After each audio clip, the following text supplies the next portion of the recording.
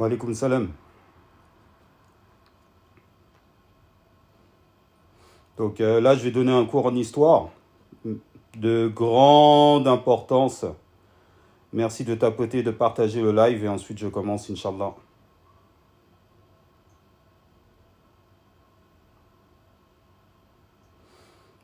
Donc vous voyez, hein, moi-même je suis en train de donner l'exemple, hein, je suis en train de m'auto-tapoter et ensuite je vous demanderai de tapoter également.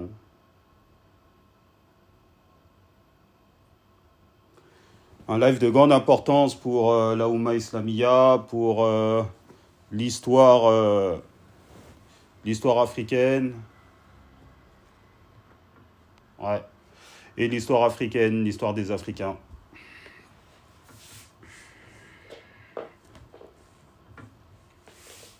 Alors, moi-même, je vais commencer à partager le live. On va faire ça comme ça. Alors, partager. Tikemta, Rennes, Tissis Mani, le Lion Rouge, Docteur Dekemtar, Grosse Tête Pharaon. Tapotez et partagez à tout le monde. Ça va être un live de haute importance. Voilà. Si vous êtes en train de rigoler sur TikTok, laissez les lives de distraction et venez chez moi. Je vais vous retenir au moins pendant 45 minutes. Allez, je vais essayer de faire vite. Hein. D'accord ? Ensuite, vous pourrez continuer d'aller jouer. Je vais vous retenir pendant 45 minutes, 1 heure. Et ensuite, je vous libère la famille. Hop. Hop. Hop. Hop. Hop.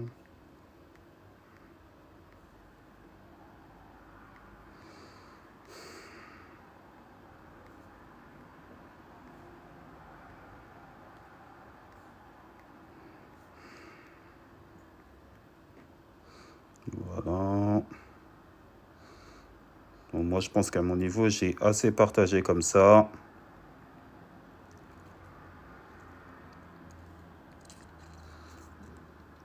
Et, je vais vous demander de tapoter aussi pour pas que le live saute. Vous savez que les Kemtar, en fait, ils sont en train de signaler mes comptes. Ils aimeraient bien me voir disparaître de TikTok, hein, parce que bon, je suis une grosse épine à leurs pieds, hein, même plus qu'une épine, je suis en train de les écrabouiller, dans tous les sens du terme. Donc, tapotez un maximum. Je vais vous donner des informations historiques que vous n'avez entendues nulle part ailleurs. De toute manière, moi, c'est comme ça avec Bakem. Hein. Alhamdoulilah, Allah, il donne le savoir temporel, le savoir spirituel. Voilà. Donc, quand je fais mes recherches, je tombe sur des éléments d'information. Et il n'y a que moi qui vais vous donner ces éléments d'information parce qu'en fait, on vit dans un monde de mensonges. D'accord ? Surtout l'histoire islamique est parsemée de mensonges. Plus j'avance et plus je vois qu'il n'y a que du mensonge. L'histoire africaine, n'en parlons même pas. Mais notre histoire a été falsifiée, même pas. Nous-mêmes, les Africains, on n'a pas assez raconté notre propre histoire. Donc, c'est ce qu'a effectué Cheikh Anta Diop dans un premier temps. Mais quand tu regardes certaines écritures des historiens occidentaux, des historiens arabes, il y a des erreurs, il y a des faussetés. Donc, je vais vous montrer tout ça tout de suite.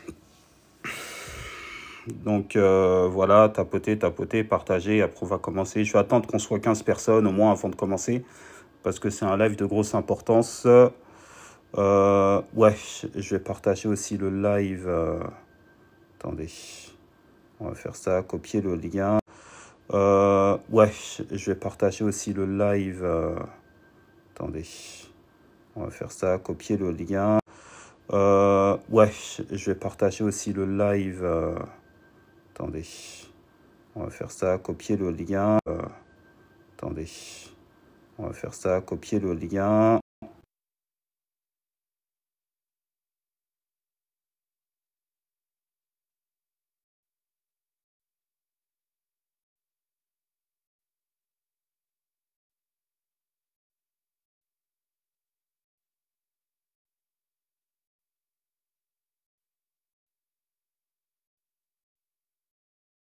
Voilà, on est de retour.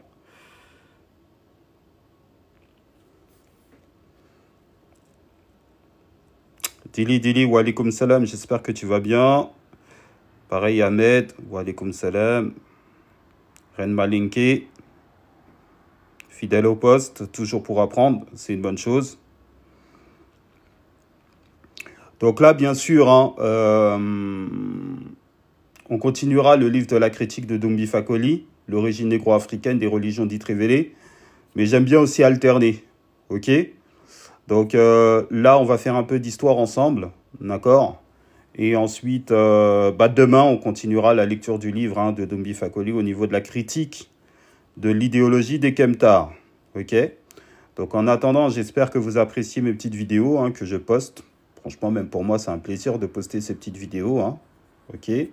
Donc apparemment, pour Obosso, nous, les musulmans, en fait, on est un frein à l'unité africaine. Hein. Donc c'est la raison pour laquelle, dans ces émissions TV, ou du moins Saoud TV, il parle toujours de l'islam et des musulmans, comme quoi on empêche les Noirs de s'unir. C'est vraiment l'idéologie qui en ressort. Ensuite, il ne faut pas être con et savoir lire entre les lignes, hein, d'autant plus qu'il y a certaines personnes qui ont l'art et la manière d'utiliser un certain vocabulaire pour faire passer un message, vous savez. Voilà. En langue française, il y a différents niveaux de compréhension, il y a différents niveaux de communication.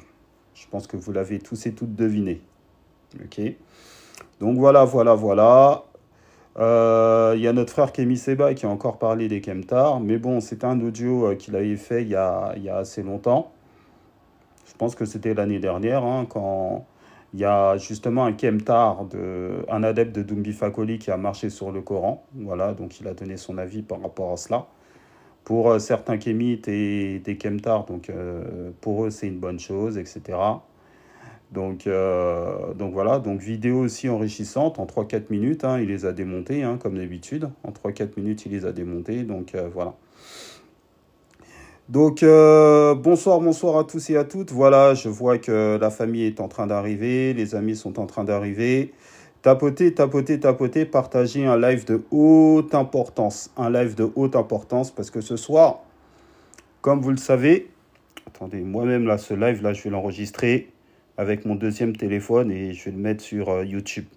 Parce que ce genre de live là, quand je fais ce genre de live là, il faut absolument que ce soit enregistré en bonne qualité. Donc vous allez retrouver l'intégralité du live sur YouTube.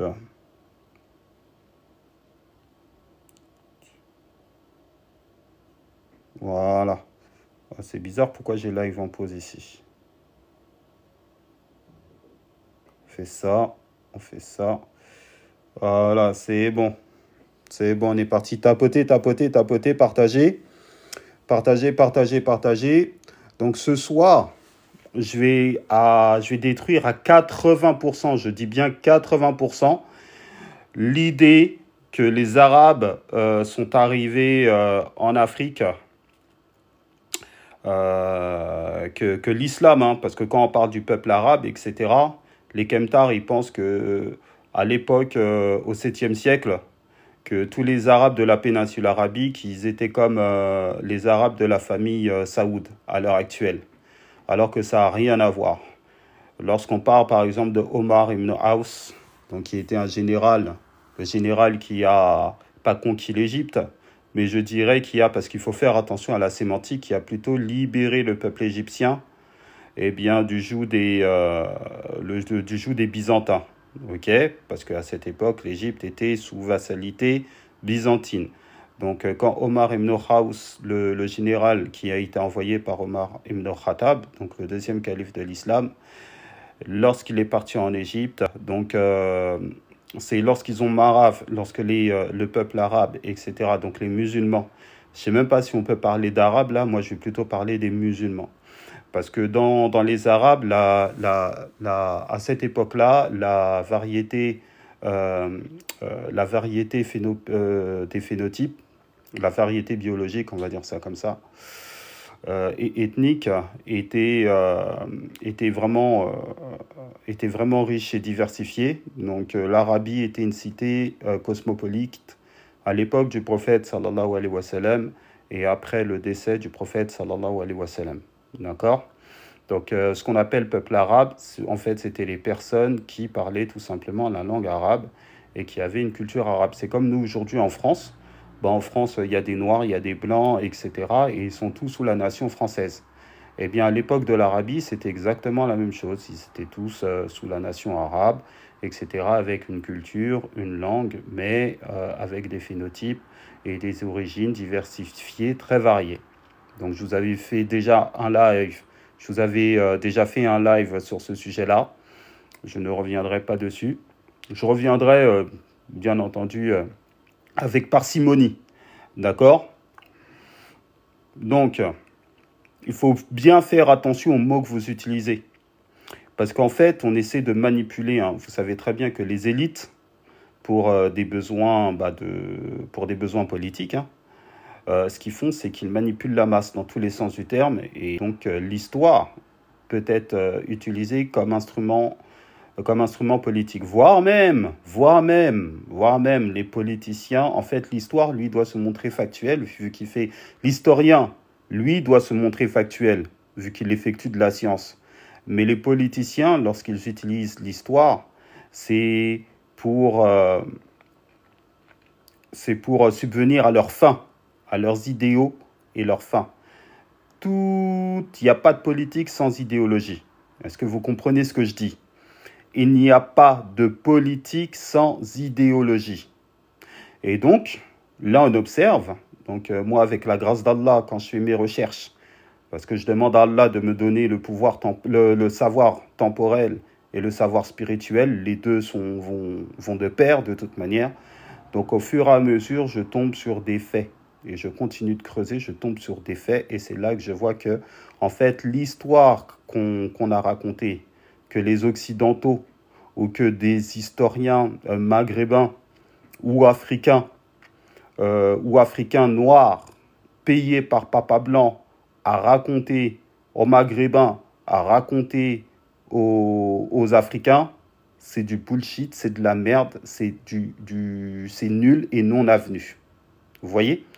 Et pour cela, Papa Blanc, ce qu'il fait, c'est qu'il va payer des Noirs qui vont nous servir. Au départ, c'était lui, écoutez bien ce que je dis, hein. Au départ, c'était Papa Blanc qui est venu sur le continent africain, etc. Et il a essayé de comprendre l'histoire de l'Afrique juste après la colonisation. Donc, il a commencé à nous servir une soupe en allant voir des chefs traditionnels, etc. Donc, il y avait certains chefs traditionnels qui leur racontaient la vérité, d'autres qui mentaient. Bon, ça dépendait. Voilà. Ensuite, ils nous ont raconté, à nous les Noirs, une histoire africaine qui a été validée par ensuite les Africains qui se sont formés à l'école de Papa Blanc, qui sont devenus des historiens africains, mais qui ont appris l'histoire africaine par rapport à la narration de Papa Blanc, par rapport aux vainqueurs. Donc là, déjà, vous voyez que notre histoire, elle est complètement... Vous pouvez monter la chemtarologie et, comme d'habitude, vous coupez vos micros. Donc là, dans un premier temps, vous voyez que notre histoire, elle a été complètement falsifiée. D'accord? Là, pour des projets politiques qui sont globalisés et globalisantes, vous voyez que ils traficotent même l'histoire de l'islam, l'histoire des musulmans. La figure du prophète, sallallahu alayhi wa sallam, est attaquée plus que jamais aujourd'hui en 2024. L'islam, les musulmans sont attaqués plus que jamais en 2024. Et la meilleure solution, parce qu'il faut comprendre l'art de la guerre, le fait qu'ils ne peuvent pas s'attaquer directement aux musulmans parce qu'ils ne vont pas s'attaquer à l'homme, mais ils vont s'attaquer aux idéologies. Lorsque vous entendez les Kemtars et certains kémites ou des islamophobes ou des athées, ils reprennent la sémantique de Papa Blanc. Ah ben non, moi c'est pas le musulman que je vais attaquer, c'est l'islam, c'est l'islam. Et la question que je leur pose, s'il n'y a plus de musulmans sur Terre, est-ce que l'islam sera encore présente sur Terre? Je parle bien sur Terre. D'accord? D'autant plus qu'ils connaissent très bien l'idéologie islamique. Normalement, tous les musulmans sont des ambassadeurs du Coran et de la Sunna du prophète sallallahu alayhi wa sallam. C'est obligatoire. Voilà. Donc tout ça, c'est du mensonge, c'est du bullshit. ils mènent une guerre comme pas possible contre tous les pays musulmans, contre les pays africains, tout ça pour imposer leur hégémonie qui est qui est vraiment ébranlée à l'heure actuelle. Vous comprenez? D'accord? Donc ils vont redoubler de force. Surtout les amis, ne vous étonnez pas s'il y a de plus en plus d'attaques envers l'Afrique, s'il y a de plus en plus d'attaques envers l'islam. Ça fait partie de leur programme politique et géopolitique. Donc c'est tout à fait normal. Parce que quoi de mieux pour maîtriser ta population, de lui servir une fausse histoire? De cette manière, toi, quand tu iras en guerre contre des pays musulmans ou bien les pays africains, vu que tu les auras biberonnés depuis leur tendre enfance avec un mensonge qui ne dit pas son nom, donc là, je vais utiliser le terme aliéné, ils seront complètement aliénés et tu pourras t'en servir pour qu'ils te suivent à la botte. Voilà. Vous comprenez, les amis? Voilà dans quelle situation nous sommes. Donc c'est la raison pour laquelle il faut redoubler de vigilance, il faut être vraiment sceptique. Tout ce qu'on vous raconte, ne croyez pas. En fait, toute l'histoire qu'on vous a racontée n'est que mensonge. D'accord? Parce que l'histoire, c'est Papa Blanc qui l'a faite. Donc toute l'histoire qu'on vous a racontée, je vous dis bien, que Allah m'en soit témoin, toute l'histoire qu'on vous a racontée n'est que mensonge. Et là, je parle aux musulmans dans un premier temps, des musulmans des quatre coins du monde. On vous sert du Papa Blanc, je parle de Papa Blanc. Voilà. Sert du mensonge par rapport à l'histoire islamique et par rapport à l'histoire africaine, n'en parlant même pas. C'est que du mensonge. Donc ce soir, on va étudier, souvent on entend les kémites et les kemtars disent oui, mais l'islam est arrivé avec l'esclavage et les noirs en Afrique noire, patati patata. Donc, vu qu'on fait de l'histoire africaine ici, on va en kemtarologie, donc on va parler de l'histoire des noirs. Ok?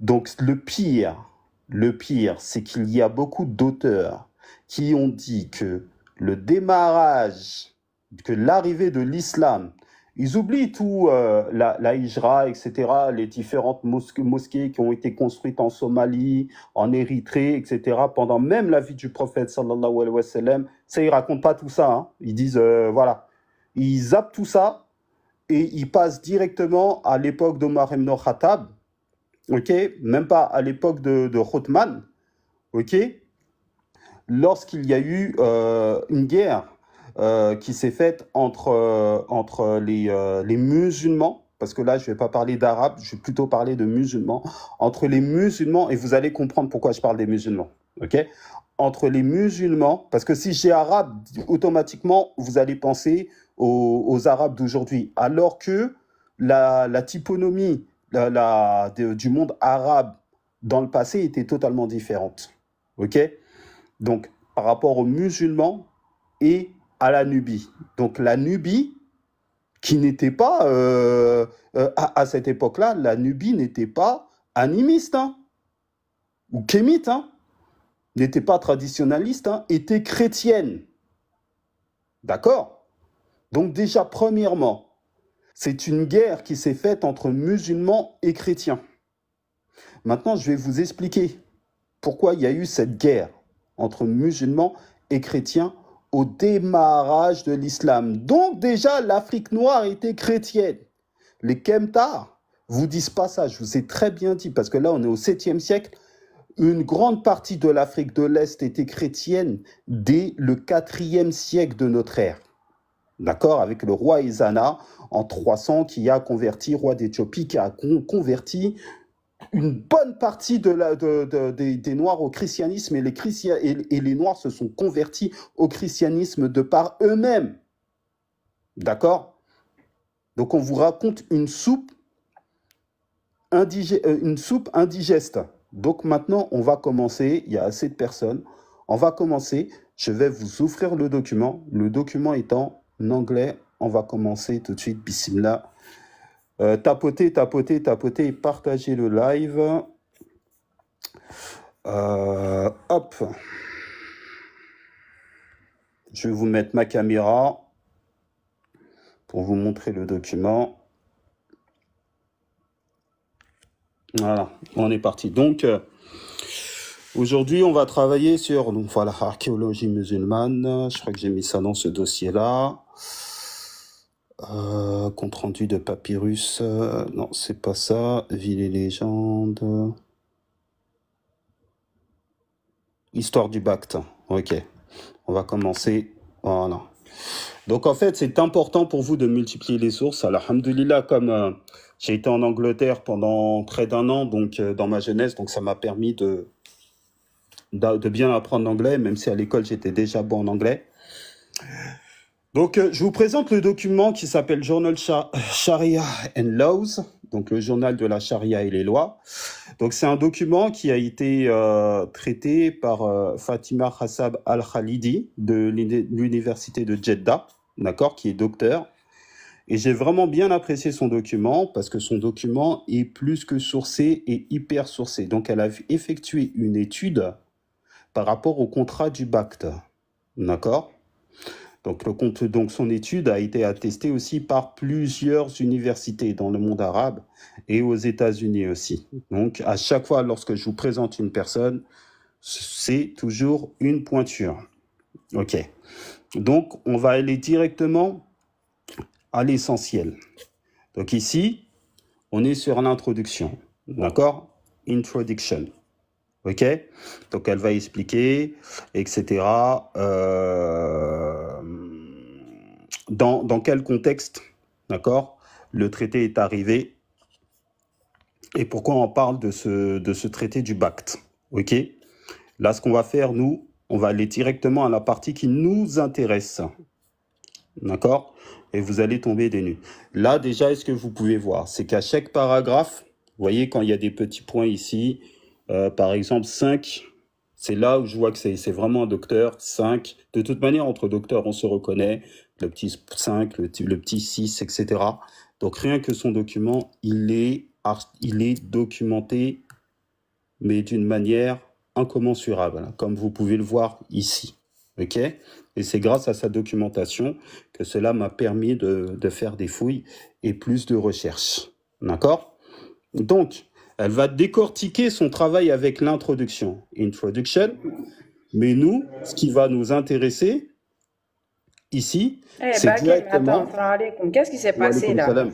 Red Ouais, il y et a deux Ray, ils sont personnes qui sont descendus d'un descendues. coup. Ouais, peut-être que Eh, les tapotez Kemtars, le ils sont en live, train de... s'il Je vous ai vous dit, moi, mes plaît. comptes, ils sont en danger. Hein. Déjà, les Kemtars, ils ont fait sauter un Bakem, compte. désactive les commentaires, ils vont tapoter. Je sais pas comment faire ça. Est-ce que vous pouvez le faire, vous, les modos?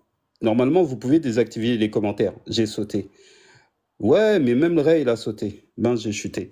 Non, ils sont en train de... Écoutez la famille, parce que surtout la Oumma Islamia, par moment, il faut savoir se prendre en charge et être vraiment sérieux par rapport à ce qu'on fait. D'accord? Là, le contrat du Bacte, l'arrivée de l'esclavage, le fait qu'il y ait des historiens européens, des historiens berbères, des historiens africains, ok, qui ont été payés par Papa Blanc pour mentir sur l'islam et mentir sur l'histoire africaine, c'est quelque chose de très très grave. Et cela a fait sortir beaucoup de frères et sœurs en islam. D'accord? Donc, par moment, il faut être vraiment très sérieux. Donc, c'est la raison pour laquelle je vais vous demander de tapoter un maximum, non pas que pour pas que le live saute. Moi, vos fleurs, j'en ai rien à faire. Je suis pas là pour ça. Je suis pas là pour ça. Je vous demande juste de tapoter pour pas que le live saute. OK? Pour pas qu'il y ait des bugs. D'accord? Parce que déjà, je vous ai montré mon compte précédent, ils l'ont sauté. Et celui-ci, peut-être qu'ils vont empêcher le live. Et là, je m'attaque à tout le monde. D'accord? Donc, désolé, Ils ont hein. mené une L'image. campagne, bonsoir à tous, salam alaikum. Pour ceux qui ne Wa savent pas, alaykoum salam. ils ont mené une campagne de signalement en masse des comptes de Bakem. Ok? Donc, vraiment, avec les lives qu'on fait là, il faut tapoter pour sécuriser le live un peu. Merci. Salam alaikum. Voilà. Désolé, Bakem. Salut à Bakem. Salut, mes reines. Bakem, Wa est-ce que c'est alaykoum pas mieux salam. que tu sois en grand, qu'on attende que tu finisses de donner l'enseignement et on remonte après? Parce que là, on va pas voir. Le visuel n'est pas... C'est vrai, on n'a pas... Ouais, attends, je vais augmenter le visuel parce qu'en fait, Non, comme ce parce que... compte, Voilà, là c'est bon.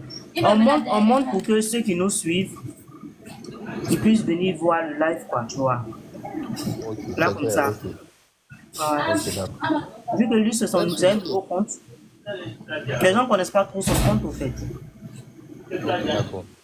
Donc, s'il vous plaît, à tous, tapotez, hein, tapotez au maximum. Le live, s'il vous plaît, Voilà. partagez le live à tout le monde et on va se muter, on va écouter Bakem. Mais ne vous arrêtez pas de tapoter, s'il vous plaît. Merci. Vous m'entendez là ou pas? Là, c'est bon. D'accord, mais vous voyez pas. Donc il y a un problème au niveau de la caméra. Et je Non, vous ai si, dit, si, ils sont en on train voit de... bien. On voit, ouais. Non, on voit, hein. Non, là, c'est sorti, c'est en pause. moi, je vois pas, l'écran est noir. Ah, ouais. Ah là là là là, c'est pas croyable ça. Attendez. Ah, on a vu Papa des Kemtar. Attendez.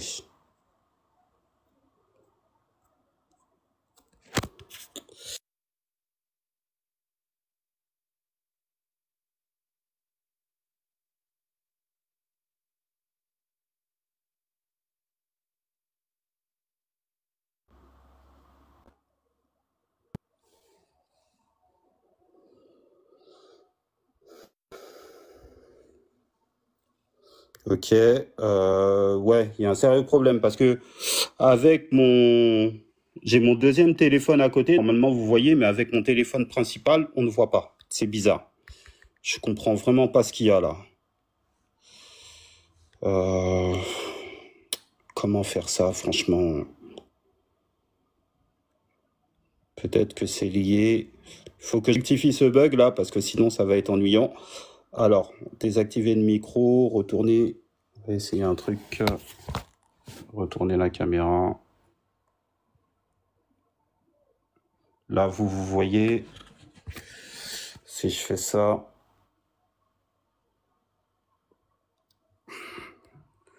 Voilà, donc vous voyez mon écran, mais moi je vois pas mon écran. Donc c'est... Nous, on voit. Hein.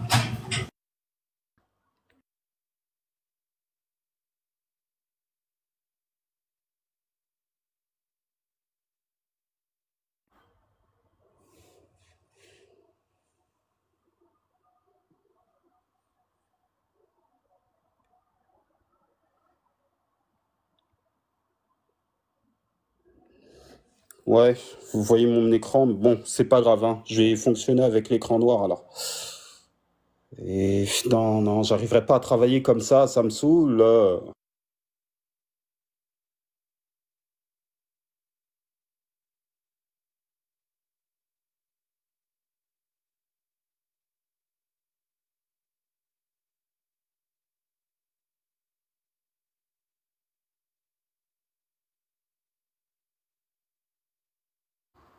Ça va libérer un peu.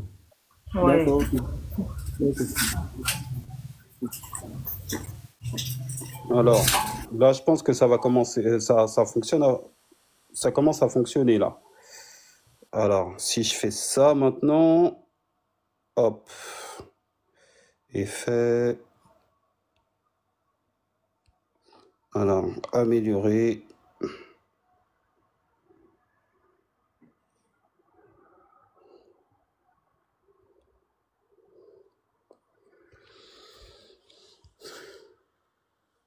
Voilà, c'est bon, je vois, vous pouvez remonter là.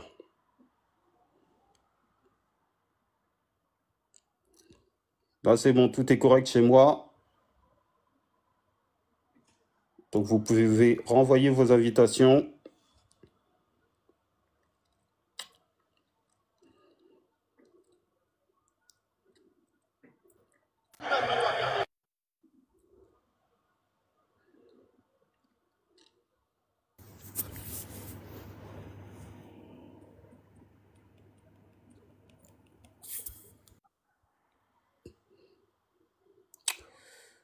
Voilà.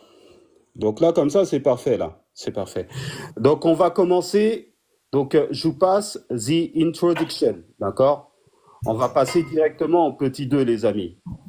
Historical background of the treaty, text of the treaty, the authenticity of the treaty, d'accord? C'est vraiment ces 3 points qui vont nous intéresser. Et peut-être le 5e point, ok? Alors, on commence. The Islamic conquest of the Syria between 636 et 641 forced the Byzantine force to retreat to Anatolia and Egypt. Donc en fait, là, ils sont en train de vous dire que la conquête islamique de la Syrie en 636 et voire même de Bassora en Irak aussi, et 641 a forcé, donc là on vous pose le contexte, hein, a forcé les forces byzantines à effectuer leur retraite en Anatolie et en Égypte. Vous avez compris? Parce qu'au départ, le contexte c'est quoi? C'est que le prophète Mohammed sallallahu alayhi wa sallam, il a invité la Perse, ou du moins le roi perse, à se convertir à l'islam. Ils ont refusé et ils ont commencé, à l'époque du prophète, donc ils ont commencé à mener des attaques, des raids, d'accord, pour exterminer le prophète, les musulmans, etc. Donc, le calife Abou Bakr, lui, tout ce qu'il devait faire dans un premier temps, comme il y avait beaucoup de personnes qui sortaient de l'islam parce qu'il y avait beaucoup de munafiqoun, d'hypocrites, donc il devait maintenir l'islam dans la péninsule. Et il y avait d'autres personnes qui juste après la mort du prophète, qui disaient que c'était des prophètes. Voire même, il y a même une femme qui j'ai oublié son nom, qui s'est revendiquée en tant que prophète. Voilà. Donc en fait, Abou Bakr, lui, pendant tout son califat, il a vraiment maintenu la cohésion entre les musulmans dans l'Arabie. Ok?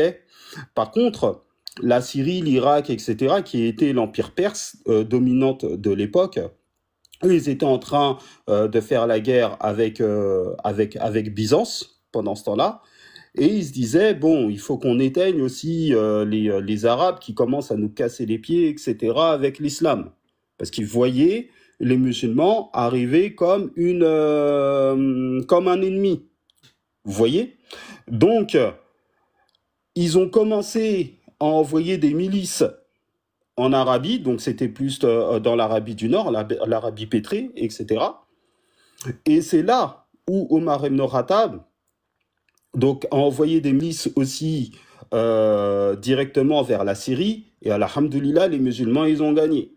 Et ils ont gagné par un jeune général à Bassora, hein, un jeune général noir hein, à Bassora, qui s'appelle, j'ai oublié son nom, mais ça me reviendra, voilà, Oussama ibn Ziyad.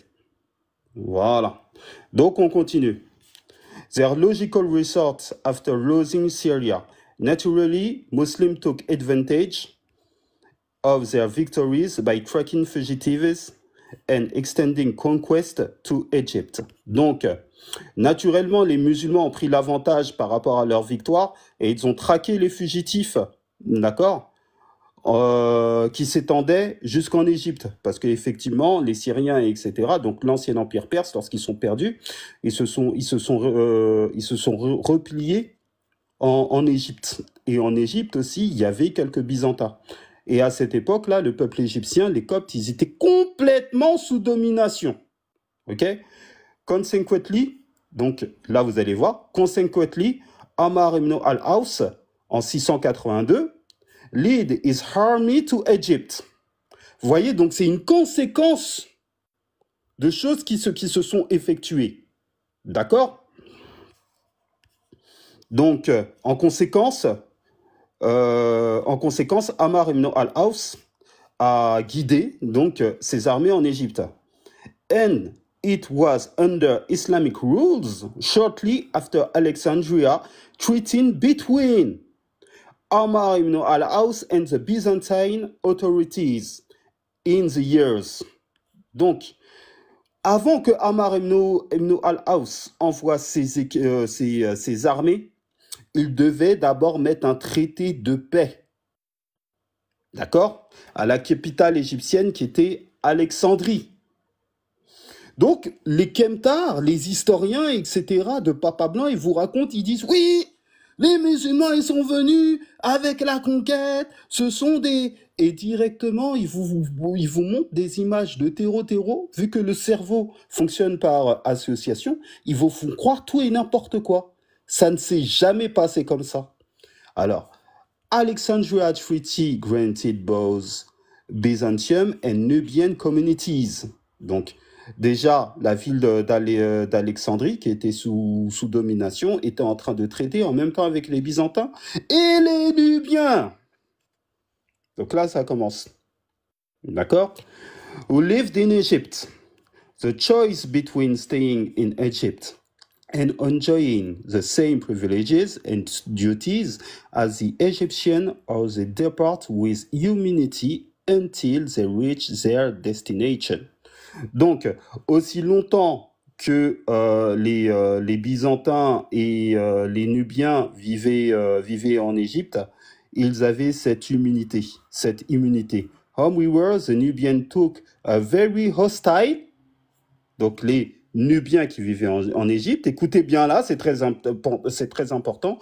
However, the Nubians took a very hostile stance right from the very beginning, galvanized their forces to rout the enemy and made raid across the border into Upper Egypt, which posed a serious threat to the Islamic presence in Egypt. Donc, lorsqu'il y avait des musulmans en Égypte, les Nubiens qui étaient chrétiens ont vu en fait, le fait qu'il y ait l'islam là-bas, ils ont vu cela comme étant hostile, sachant que les Nubiens qui étaient en Égypte, en fait, c'était des ressortissants, des Nubiens de Nubie, du royaume de Makuri. D'accord? Ok? And made, regardez bien, and made, donc là maintenant on va parler des Nubiens qui sont des Nubiens qui sont pas en Égypte, d'accord? And made raised across the border into Upper Egypt. Et qu'est-ce qu'ils ont fait par la suite? Les Nubiens ont effectué des raids où les musulmans étaient installés sur les frontières de l'Égypte. Est-ce que vous voyez le contexte de la guerre? Parce qu'en fait, quand on fait de l'histoire, il faut toujours qu'il y ait, il faut que vous parliez, donc ça c'est une technique de Job, Job parlait de la causalité historique. Vous comprenez? Donc là, j'utilise cette technique-là. Which posed a serious threat to the Islamic presence in Egypt. Donc j'ai expliqué ça. Therefore, and after a consultation with the Caliph Omar ibn Khattab, vous voyez? Donc quand il y a eu des musulmans qui se sont fait attaquer par des Nubiens, alors que normalement il y a un traité de paix qui a été convenu avec le gouverneur chrétien d'Alexandrie et les musulmans, d'accord? Donc ils en ont parlé à Omar ibn Khattab. Omar ibn al-Aus decided to put end to these Nubian threats. Voilà. Donc il a décidé de mettre une fin au traité nubien, propped by several laws include to secure trade routes. Donc normalement, il y avait différents clauses dans le contrat, d'accord? Donc de sécuriser les routes, donc les routes commerciales, to protect the southern borders of Egypt and to eliminate any power loyal to the Byzantine Empire. D'accord? Donc là, c'est différents éléments du premier traité qu'ils avaient fait. Ok?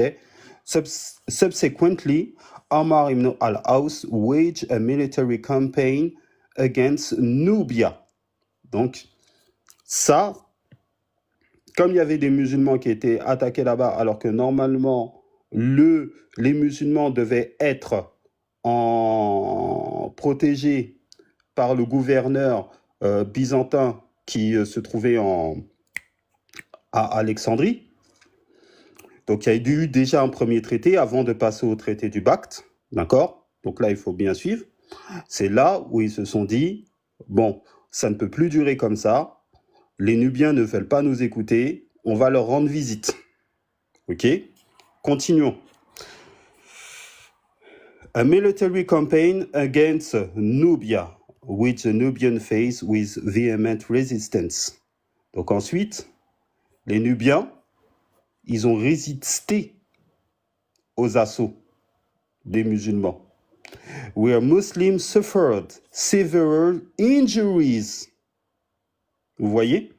Donc les musulmans, quand ils ont essayé d'attaquer la Nubie, c'est même les Nubiens qui les ont mis en déroute. Donc ça, c'est le contexte avant qu'ils posent le contrat du Bacte. As many went blind. Il y en a beaucoup qui se sont retrouvés aveugles. Due to the remarkable skills of the Nubian archers and hitting long-range targets. Parce que les Nubiens, en fait, ils étaient très forts au tir à l'arc. D'accord? Et ils pouvaient éliminer leurs ennemis à distance. Vous comprenez? Open that Muslim calls the Nubians the pupil smithers. Voilà. Les arracheurs de yeux. Vous comprenez? Donc les musulmans, ils ont perdu. The successive. Regardez bien. Hein. Et en plus, quand on était en train d'étudier le contrat du Bacte il y a quelques mois avec les frères et sœurs, on se disait bien qu'il y avait une anomalie dans cette histoire. The successive campaign against Nubia continue unsuccessfully. Donc, les campagnes successives contre la Nubie, les campagnes successives envers la Nubie ont tous été... en fait, ils ont tous perdu. D'accord? Donc, les musulmans, lorsqu'ils ont fait la guerre, donc on va dire arabo-musulmans, les arabo-musulmans, ok, parce qu'ils étaient tous de culture arabe, lorsqu'ils ont fait la guerre à la Nubie, ils ont tous perdu. Ils n'ont gagné aucune guerre. Notez bien ce point-là. Parce que ce point-là, il est névralgique. Vous voyez, on ment avec l'histoire des Noirs, on triche. On ne vous dit pas la vérité. In the years 645, 645, the Caliph Uthman dismissed Ammar ibn al-Aus as the governor of Egypt and replaced him by Abdullah ibn Sa'ad ibn Abi Assart. Donc, le calife Othman, il a viré ensuite Ammar ibn al-Aus, parce qu'il a perdu toutes ses guerres contre la Nubie, et il l'a remplacé par Abdullah ibn Sa'ad ibn Abi Assar. Ok? Abdullah, in his turn, continued his efforts and sent a number of expeditions. Voilà. Donc, Abdullah, d'accord, il a encore envoyé des expéditions contre la Nubie. When he personally lead, qu'il a lui-même guidé, the largest and latest campaign against Nubia that reached Dongola, d'accord, donc des petites et de larges campagnes contre la Nubie, qui s'est passée à Dongola, donc le royaume de Dongola, ou la ville de Dongola, the Nubian capital, donc là on vous précise que c'est la capitale de Nubie, where he laid a strict siege and used stone-throwing catapults. Donc, qu'est-ce qu'il a fait? Il a fait un siège, d'accord, devant la capitale de Dongola, et il a utilisé des catapultes, d'accord? Ok? Use stone throwing, le lancer de pierre, qu'on appelle des catapultes. Hein? Donc, de toute manière, ce sont des mots transparents, francophones, vous comprenez ce qu'on dit. Under those circumstances, the city began to crumble. Donc, dans ces circonstances, la ville a commencé à périr, à tomber, to crumble. D'accord? With Dove King Kalidurk to seek peace. Voilà. Donc ensuite, le roi Kalidura voulait demander la paix. À chercher la paix, to seek. Ok? Muslims respond positively. Donc les musulmans ont répondu positivement. And therefore, al-Baqt Treaty. Ce qui a donné ensuite le contrat du Baqt was concluded. Voilà. Donc là, vous avez l'histoire. Et ça, Donc, cette docteure, elle a pas sorti ça de son chapeau, hein. Voilà, ici, vous avez toutes les références. Donc, elle est partie prendre dans le livre Ali al-Asriya, mais ensuite, on verra ses autres références. Et c'est là où ça m'a intéressé, parce qu'elle a vraiment pris les références chez des auteurs arabes qui sont très connus, des savants, des historiens arabes de cette époque qui sont très connus, du 9e siècle jusqu'au 15e siècle, hein, pour faire son travail. On verra tout ça tout de suite. OK. This treaty was unique because, donc ce traité était unique, because it was different in nature and terms from the treaties Muslim accustomed to conclude with other nations. D'accord? Donc c'est la première fois que les musulmans ont effectué ce type de traité, sortant de ce qui a été établi dans la charia. Lorsqu'ils arrivent dans un pays qu'ils ont vaincu, il y a certaines règles et qu'ils mettent en place, mais là, les règles étaient différentes. Alors, allons-y. 3. Text of the treaty. Donc, le contenu du traité. It is worth mentioning that several Islamic geographers and historian quotes text from the BACT treaty included. Donc, ceux qui ont parlé du traité du BACT. D'accord? Included. Donc là, elle a pris vraiment de très très bonnes références, très connues dans le monde islamique pour leur science. Ibn Abdallah Hakam, donc au 9e siècle, Al-Baladuri, au 9e siècle aussi, 897, Al-Tabari, tout le monde le connaît, d'accord? Donc c'est au 9e siècle aussi, hein. Al-Masoudi, tout le monde le connaît lui aussi, 10e siècle, donc 900 et quelques, c'est le 10e siècle. Homeweaver, Al-Makrizi, donc la source la plus importante, cependant, Al-Makrizi, au 15e siècle, alone quotes the full text of the treaty. Donc Al-Makrizi, il a travaillé, lui, vraiment sur tout le traité du BACT, d'accord? And his version can be summed up as follow. Voilà, donc on va voir les différents points qui arrivent. Voilà. The right of the Nubians. Là, c'est très intéressant. Maintenant, on est dans le traité du pacte. D'accord? Et vous allez voir que tous les Malek Shebel, les compagnies, les trucs là, les trucs que je voyais à la télé sur l'Arabe, les trucs musulmans, et l'autre là, comme Tidjane Jain, tout ça, c'est du bullshit, c'est du n'importe quoi, Olivier Pétré Grenouillot, et tout, c'est du mensonge total. Allons-y. Jacques Hirsch, ils se sont Jacques Hirsch. dispatchés. Tous En Europe, chez les Anglais, c'était Jacques Hirsch. Chez les francophones, c'était Pétré Grenouillot. Chez les Arabes, c'était Balek Shebel. Et chez les Noirs, c'était Tidjane Jain. Voilà. Papa Blanc, il travaille bien, hein. The Nubian shall enjoy Aman, safe conduct.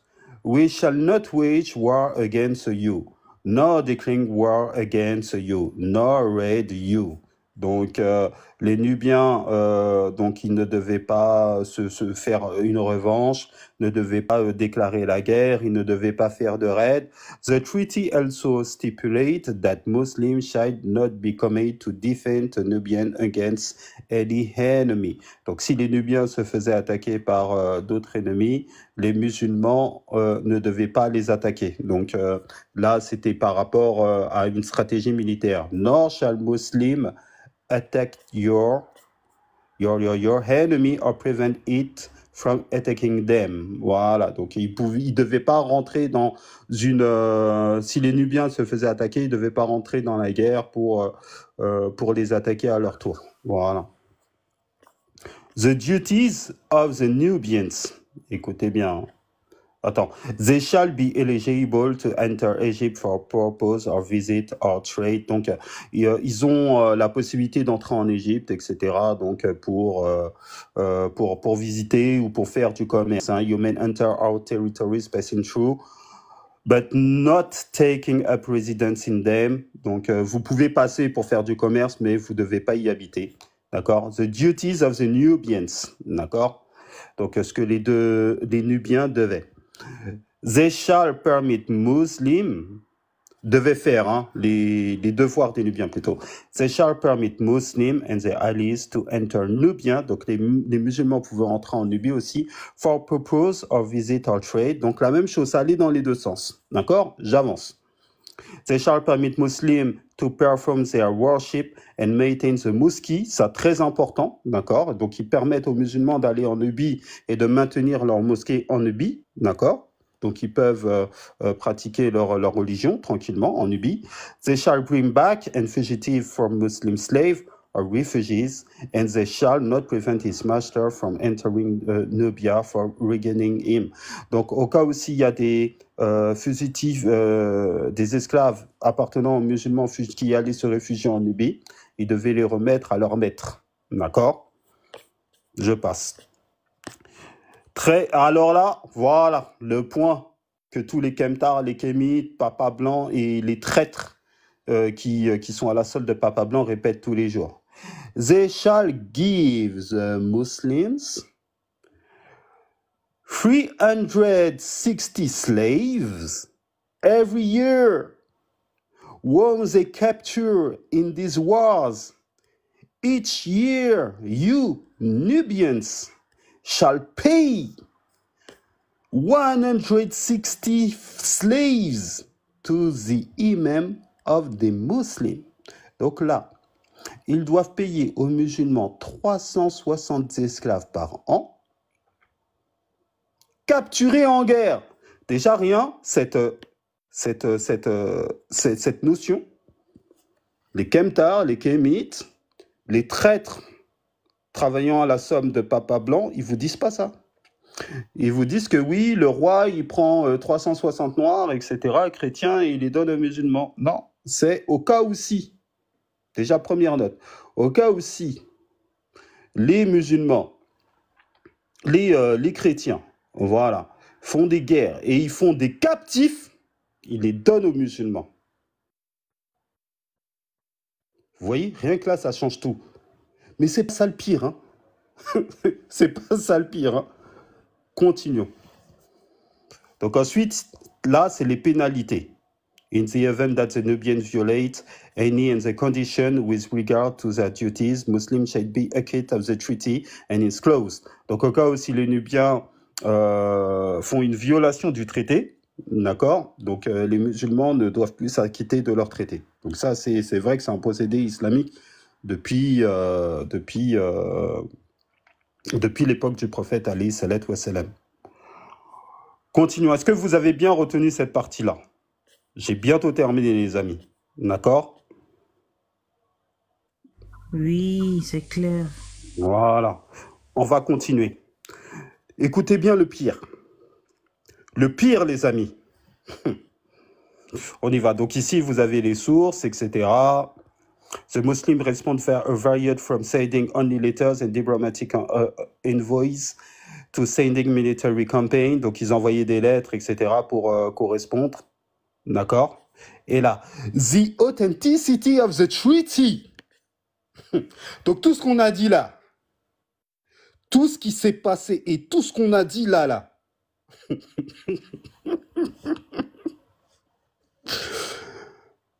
l'authenticité du traité de Bact. Écoutez bien. Several scholars doubt the Bact Treaty in general. La plupart des scientifiques remettent en doute ce putain de traité.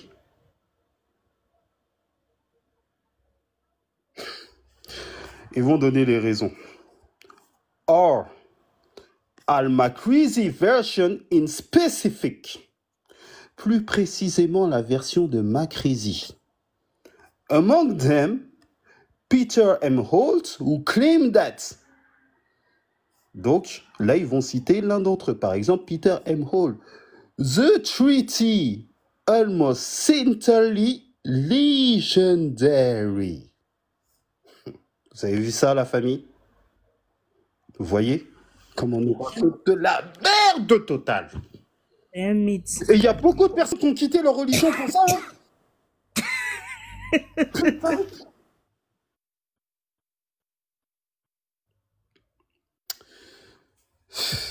represent an attempt to retroject convention of Muslim-Nubian relations which had developed by the 14th century.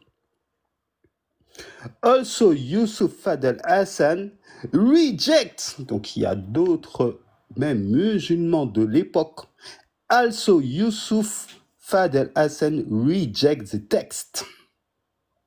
Il a rejeté le contrat de pacte due to the information it has regarding the mosque. Parce que ils ont dit que dans le pacte, il y a une information qui est fausse dedans par rapport à la mosquée. On a lu une des clauses que les musulmans ils peuvent aller prier en Nubie. Là, partout où il y a 40, il y a toutes les sources. Là, vous voyez le petit point 40, il y a la source. In a recent studies, J. Spalding represent al-Makrizi text as a fraud. Dans les études récentes, J. Spalding dit que al-Makrizi, le texte de Makrizi, est une fraude. C'est faux. Il n'y a pas de pacte. C'est faux. By Muslim historians, ils ont menti. Les historiens musulmans du 9e siècle perses, c'est même pas des Arabes, ils ont menti. J'ai cité les noms au-dessus là. To cover their defeat in Nubia, pour couvrir leur défaite en Nubie. Voilà. Vous voyez les historiens que Baladouri et compagnie là, c'est que du mensonge. Pour couvrir leur défaite en Nubie. And to promote Muslim interest, pour faire la promotion des intérêts des musulmans. Furthermore, it states that the original treaty as Muslim understood never existed in the history. Et de plus, il dit que l'original, même l'original du traité, n'a jamais existé dans l'histoire. Le traité du pacte, c'est de la marmaille. But rather and reciprocal trade agreement and a traditional... Mais comment ils ont pu parler du contrat du pacte dans l'histoire générale de l'Afrique? C'est même pas sérieux. And a tradition and royal exchange which have existed in Nubia hundreds of years ago. Parce que depuis au moins 100 ans, ils faisaient déjà des échanges de ce type-là en Nubie.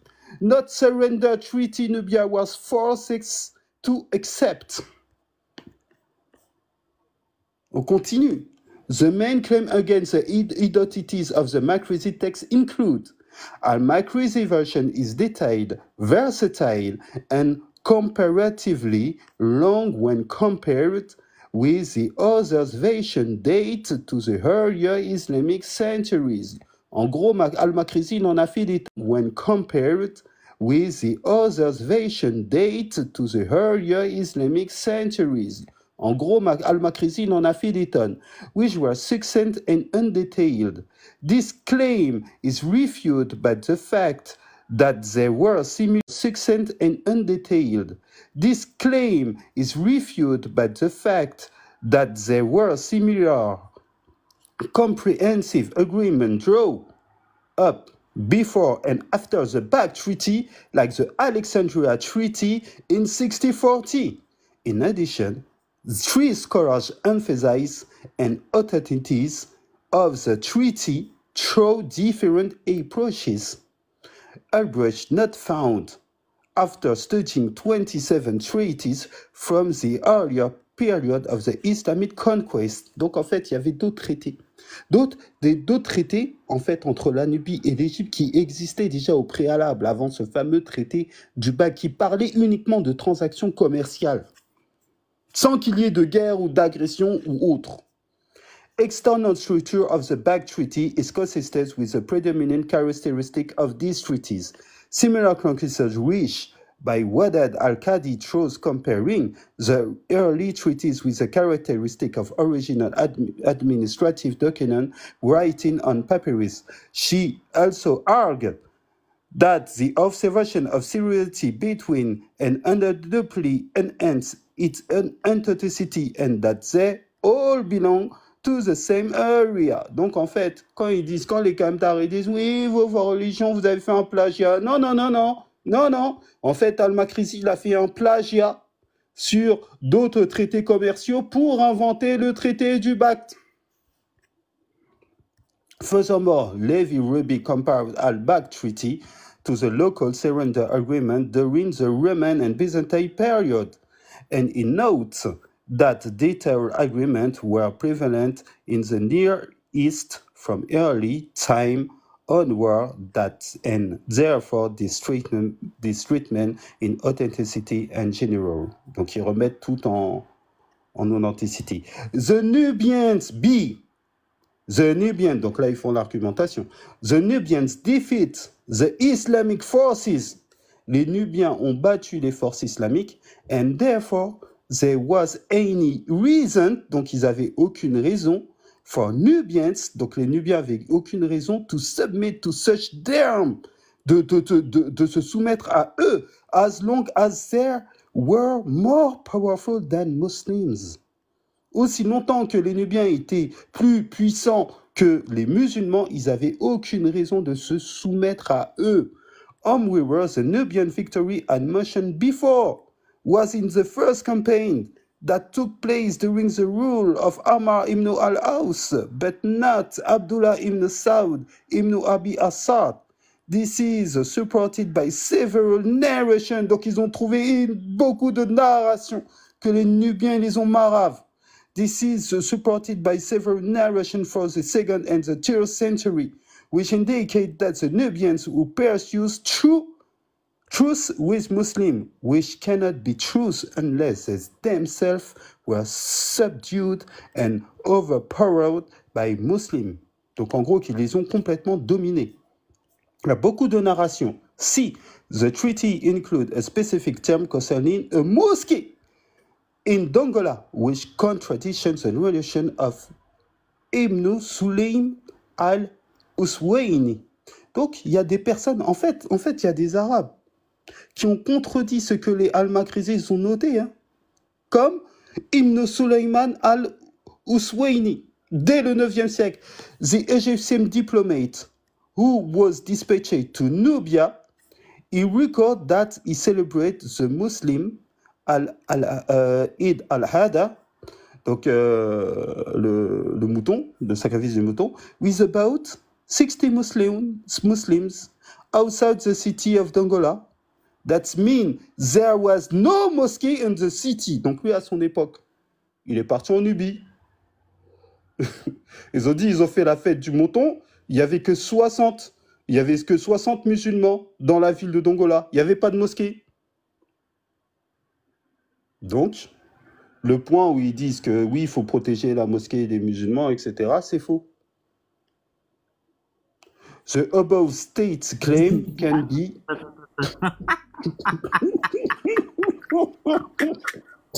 Allahu Akbar, la ilaha illallah. The above states claim can be changed as follows. First, the term mosque was used in its wider sense, which means musalla. C'était juste une place où ils faisaient la prière. C'est pas fini. Pire encore. Donc là, je vais vous sauter tout ça. Et ensuite, definiting the nature of the treaty and the place in the Islamic jurisprudence. Ensuite, on va venir dans la jurisprudence musulmane. Islamic law, as interpreted by the jurists of the classical period, allows the state to conduct peace treaty with non-Muslims. Donc, même des savants de cette époque ont dit que ce traité n'a rien à voir avec les lois musulmanes. This treaty can be categorized according to the choice of the parties under to yielding. The temporary peace treaty, usually called Muwadaba. Donc, le traité temporaire qu'on appelle la Muwadaha. Voilà. Or similar terms such as Muhadna, Udna, Sulh, Musalaha. It means a treaty of reconciliation that puts an end to physical comfort for temporary period. Donc il y a des traités bien spéciaux, hein, temporaires, pour essayer de faire la paix, toujours en islam. Voilà. Permanent Peace Treaty, called Act al-Dim. Donc ça, c'est le traité de paix permanente. Donc il y a des traités de paix temporaire, de paix permanente. Donc là, on est vraiment dans la loi. Et je vais vous... donc ici, vous avez toutes les références, encore une fois. Mais sinon, je vais vous montrer ce qu'en pensent les savants de cette époque-là, là, quand ils ont vu quand ils ont essayé de parler de ce traité. The Islamic jurists of Iraq, they confirmed that Al-Baq Treaty consider Muwadaha nul. Therefore, buying Nubians whom are enslaved is forbidden. Les savants musulmans de l'époque, ils ont dit que ça, c'est pas un bon traité. Parce que c'est interdit. Même si les Arabes, ils avaient gagné, les Arabo-musulmans, ils avaient gagné, ce traité-là, dire donne-moi 360 esclaves, c'est interdit dans les règles islamiques. As they are entitled to Aman pursuant to Muwadaha, and Aman does not permit slavery. Parce que dans ce cas de figure, l'esclavage n'est pas accepté. Muhammad ibn al-Hassan al-Shaybani states that the other party of Muwadaha offers 100 souls of the offspring of their wives. Muslims cannot accept them, as Haman protect them against slavery. D'accord? Donc, ils n'ont pas le droit d'accepter des femmes comme ça en esclavage et compagnie. C'est pas fini. Je pense que lui, vous le connaissez bien. The Islamic Jurist of Medina, de Médine, l'imam Malik, 795, adopt a straightforward objection stance when he disallowed buying those who enjoy Haman of their offspring, if they are enslaved by a third party. In this regard, it was narrated that Malik states, when Nubians are kidnapped or enslaved, Muslims shall be prohibited from buying them. Quand un Nubien est kidnappé ou capturé, les musulmans devraient interdire de les acheter. Ils ne doivent pas les acheter. And he added, et il a ajouté, their children have the same right as their parents. Leurs enfants ont les mêmes droits que leurs parents. Vous achetez rien, c'est interdit par l'islam. The Shafi'i, les Malikites, les Shafi'i, les Hanbalites, les Hanafi, tous, ils ont tous les 4 écoles de jurisprudence en islam. Vous voyez comment on attaque notre religion? The Shafi'i jurists, et j'ai bientôt terminé, while the Shafi'i records are not touched upon Al-Baq Treaty. Ils ont tous dit que ce traité, c'est de la merde. They agree that temporary peace treaty oblige Muslims to guarantee and protect the life and with of covenanters under the force of Udna. Donc dès qu'un musulman, même si tu fais un captif de guerre, tu dois garantir sa vie. Et tu n'as pas le droit de le vendre. On continue, la dernière école, Hanbali. Il y a même d'autres écoles de jurisprudence, mais je vais m'arrêter juste aux écoles de jurisprudence de la Sunna. Despite the absence of text referring to Al-Baq Treaty, their record pertaining General Aman clearly disallowed enslavement of people under Udna.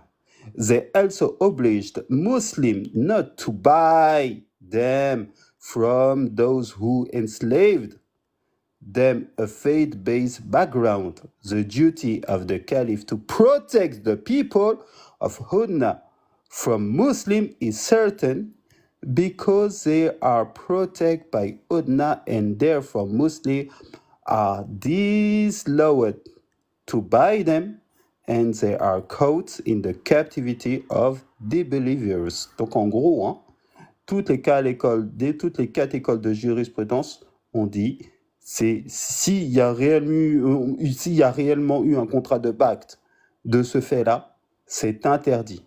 He permitted the pacte clause considering that Sharia laws do not apply to them. Voilà, ça s'applique pas aux Nubiens. En gros, la plupart des savants musulmans de l'époque jusqu'à aujourd'hui sont d'accord. Donc moi, après, je me suis dit, non, Al-Makrizi, Al-Awaïz, Wal Al-Idbar. Voilà la source du livre. Parce que j'ai dit, elle, c'est une docteure. Entre docteurs, on travaille de la même manière. Fatima, là, c'est une docteure. Vous voyez, tout est renseigné là. Donc, elle a donné la source de Al-Makrizi. Et moi, je me suis dit, bon, Inch'Allah, il faut trop que j'arrive à trouver cette source. Et là, j'aurais terminé, les amis. Quand je vais chercher la source, j'ai dit, mais où elle a trouvé ça? C'est où? C'est où qui avait ça? Subhanallah. Accrochez-vous bien. La source, elle s'appelle Al-Mawahiz wa Al-Idbar fi Dikra Al-Hita wa Al-Hatar. Le manuscrit il est en arabe. Tout en arabe. C'est la section 56-10. D'accord? Donc, en faisant mes recherches, j'ai continué. Et ce livre-là, je vais me le procurer pour mettre le mytho de Makrizi. Ah mince, on ne le voit pas. Ah. Attendez, 2 petites secondes. Et là, j'aurai terminé. Et ensuite, vous allez prendre la parole. J'ai pas... où j'ai mis mon... Attendez, il faut que j'aille dans ma boîte mail là, tout de suite. Je vous montre ça tout de suite, les amis. Alors, document. Hop là. Hop là. Voilà, c'est ça que je cherchais. Alors là, vous n'allez pas me croire. Hein. Même moi, je suis tombé des nues. Mais en même temps, je me suis dit, ouais, bah c'est normal. Hein. C'est normal, hein, vu qu'on raconte des mythos par rapport à l'histoire à notre histoire. Voilà. Alors, ce document, l'original de ce document, pourquoi la BNF a pu l'avoir. Donc, la version numérisée, elle est là. Et en fait, les colons, ils ont récupéré ça chez nous, au Mali. Bibliothèque omarienne de Ségou. Donc, en fait, c'est pas les voir tout devant notre nez. Papa Kemta, ça c'est l'appel ancestral. En fait, la documentation, elle est dans nos bibliothèques même. Incroyable. C'était le fils Amadou Tal. C'est même ma famille, hein, vu que ma mère, elle est Tal. Puis son fils Amadou Tal. Incroyable. C'est lui qui a le document de Al-Makrizi qui a donné ça à Papa Blanc. Sur laquelle on parle du Bacte et compagnie et patati et patata. Parce que c'était dans notre université, à nous, à Ségou. Le texte en arabe. Voilà, j'ai terminé la présentation.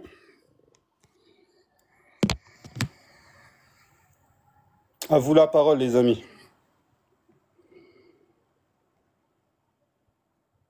Merci, mon frère Papa de Kemta. On donne la parole aux reines, hein. Elles sont en priorité. Et après, nous, on va intervenir. Oui, salam alaikum wa rahmatullahi wa barakatuh. J'ai dit, hein, l'autre reine là, elle n'était pas là. Hein. Vous avez donné la parole, elle va dire quoi? Avec sa connexion du voisin, elle va dire quoi? Non, au fait, c'est le live le plus satisfaisant que j'ai écouté ces derniers temps, en fait. C'est le live le plus satisfaisant que j'ai pu écouter. Pour moi, je veux que tu me partages simplement, hein. Tu me partages ta source là. Parce qu'on nous a tellement menti. Et depuis longtemps, les gens ont dit que non, ce traité-là ne peut pas coller. Parce que le concept de tribu, parce que ce qu'ils ont expliqué là, c'est un tribu. Un tribu, c'est quoi? C'est quand un royaume va attaquer un autre royaume et ce royaume-là, hein, a vaincu l'autre royaume. En ce moment-là, Reste ouvert. Mais Kemita va attraper mon... voilà. Elle a entendu un an après. Ouais, il a fini de parler. C'est maintenant elle a entendu que j'ai parlé d'elle. Donc, le vainqueur impose des tribus aux vaincus. Voilà. Donc, ça a toujours été comme ça. Même quand on va dans les anciens empires,